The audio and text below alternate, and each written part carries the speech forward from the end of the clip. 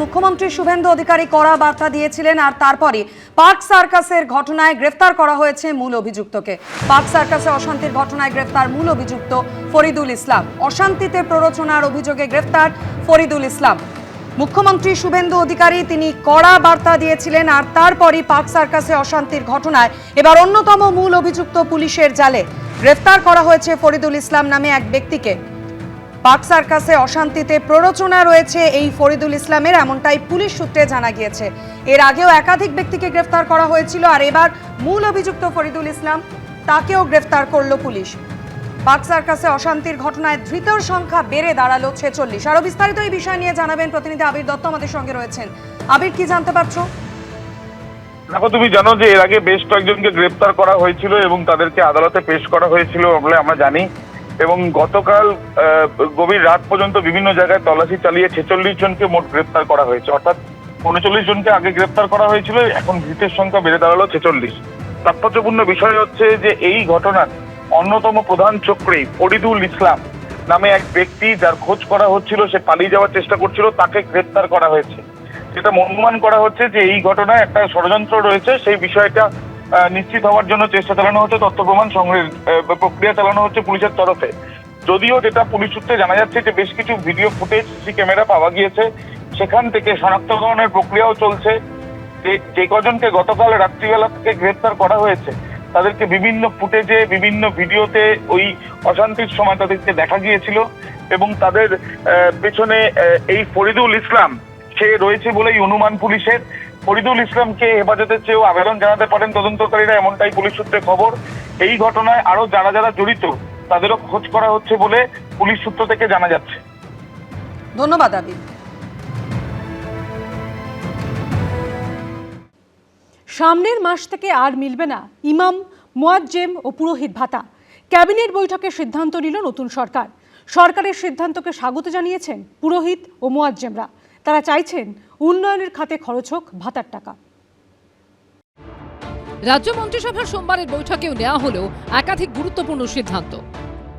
ধর্মীয় শ্রেণীবিন্যাসের ভিত্তিতে যে প্রকল্পগুলি চালু ছিল তা আগামী মাস থেকে বন্ধ করে দেওয়া হচ্ছে। অর্থাৎ পুরোহিত ও মুয়াজ্জেম ভাতা বন্ধ করার সিদ্ধান্ত নিল রাজ্য সরকার। তথ্য ও সংস্কৃতি বিষয়ক দপ্তর এবং সংখ্যালঘু বিষয়ক ও মাদ্রাসা শিক্ষা দপ্তরের অধীনস্থ ধর্মীয় শ্রেণী বিন্যাসের ভিত্তিতে প্রদত্ত সহায়তামূলক প্রকল্পসমূহ বন্ধ।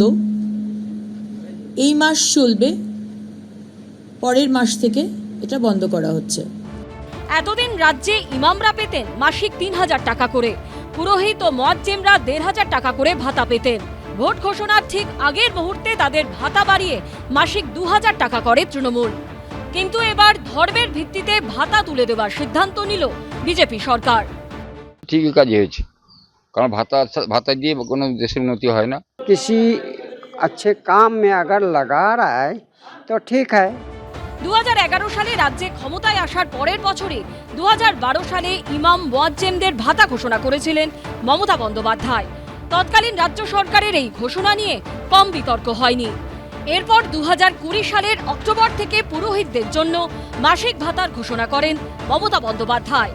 বিজেপি সরকার ক্ষমতায় আসার পর এবার ধর্মীয় ভিত্তিতে প্রাপ্ত ভাতা নিয়ে বড়সড় সিদ্ধান্ত নিল। এটা খুব ভালোভাবে দেখছি, কারণ এই ভাতা বা বেকারদের এ দিয়ে কোনো উন্নতি হয় না। সাধারণ মানুষের যত উন্নয়ন হয় আর কি। সরকার যখন আছে যা করতেছে সেটা ভালোই করতেছে। 2000-1000 টাকা ভাতাতে তেমন কিছু উন্নতি হয় না, এই জন্য আমার ভাতার প্রতি অত ইন্টারেস্ট নেই। সরকারি কোষাগারের এই বিপুল টাকা বাঁচলে কি অন্য খাতে উপকৃত হবেন যোগ্য প্রাপকরা? প্রদ্যোৎ সরকার, সুদীপ চক্রবর্তী ও বিজন চক্রবর্তী রিপোর্ট, এবিপি আনন্দ। বিজেপির সংকল্পপত্রে প্রতিশ্রুতি ছিল ক্ষমতায় এলে সপ্তম বেতন কমিশন বাস্তবায়িত করা হবে। আর ক্ষমতায় এসে দ্বিতীয় মন্ত্রিসভার বৈঠকে সপ্তম বেতন কমিশনে অনুমোদন দিল শুভেন্দু অধিকারীর সরকার। আর এতেই সরকারি কর্মচারীদের মধ্যে খুশির হাওয়া। কর্মচারীদের বেতন কাঠামো সংশোধনের লক্ষ্যে সপ্তমতম রাজ্য বেতন কমিশনের গঠন। সপ্তম বেতন কমিশন গঠন। দ্বিতীয় মন্ত্রিসভার বৈঠকে বড় সিদ্ধান্ত নিল শুভেন্দু অধিকারীর সরকার। বিধানসভা ভোটের আগে বিজেপির সংকল্পপত্রে প্রতিশ্রুতি দেওয়া হয়েছিল ক্ষমতা এলে সপ্তম বেতন কমিশন বাস্তবায়িত করা হবে। 45 दिन के अंदर ही 7वें वेतन आयोग को लागू कर सभी कर्मचारियों का सम्मान करने का काम नई बनने वाली भारतीय जनता पार्टी की सरकार करेगी। দ্বিতীয় রাজ্য মন্ত্রিসভার বৈঠকে সপ্তম বেতন কমিশন গঠনের সিদ্ধান্ত নিল বিজেপি সরকার। রাজ্য সরকারি কর্মচারী এবং বিধিবদ্ধ সংস্থা, বোর্ড, নিগম, স্থানীয় সংস্থা, শিক্ষা প্রতিষ্ঠান ইত্যাদি কর্মচারীদের বেতন কাঠামো সংশোধনের লক্ষ্যে সপ্তমতম রাজ্য বেতন কমিশনের গঠন।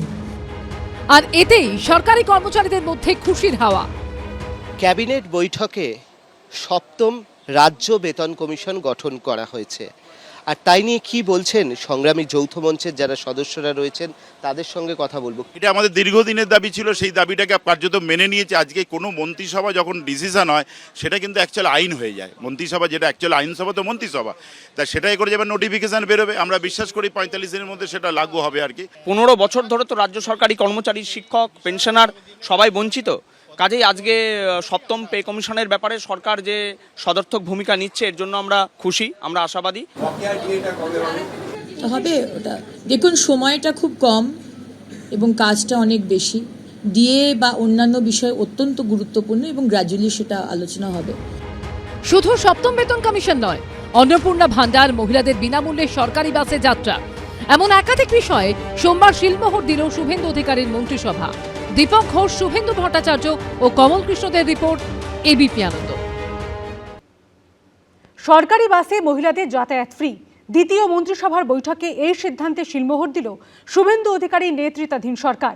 1 জুন থেকে সরকারি বাসে মহিলাদের বিনামূল্যে যাত্রার ঘোষণা করলেন নারী ও শিশু কল্যাণ মন্ত্রী অগ্নিমিত্রা পাল। শুধু কম দূরত্বের বাস যাত্রাই নয়, দূরপাল্লার বাসেও মেয়েদের যাতায়াত ফ্রি।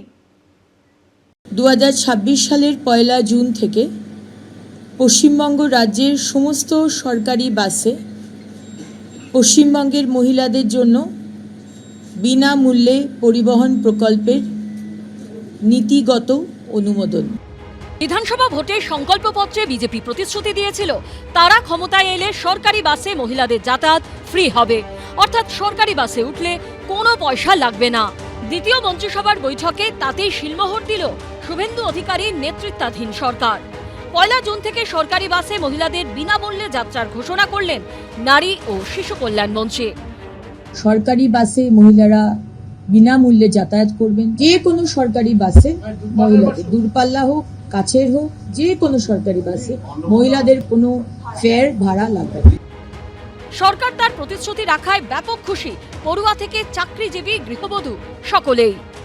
ভালো তো, অবশ্যই ভালো, মানে মহিলাদের জন্য কিছু করা ভালো কথা, আমার তো মনে হয় ভালো। বাসের ক্ষেত্রে এটা শুনলাম 1 জুন থেকে ফ্রি হবে, সেটা শুনে তো আমাদের খুবই খুশি। খুবই ভালো হবে, একদম খুবই সুবিধা হবে, খুব ভালো হয়েছে এই জিনিসটা হয়ে। এটা খুবই ভালো করেছে সরকার, এটা তো খুবই আনন্দের খবর, মেয়েদের জন্য খুবই ভালো।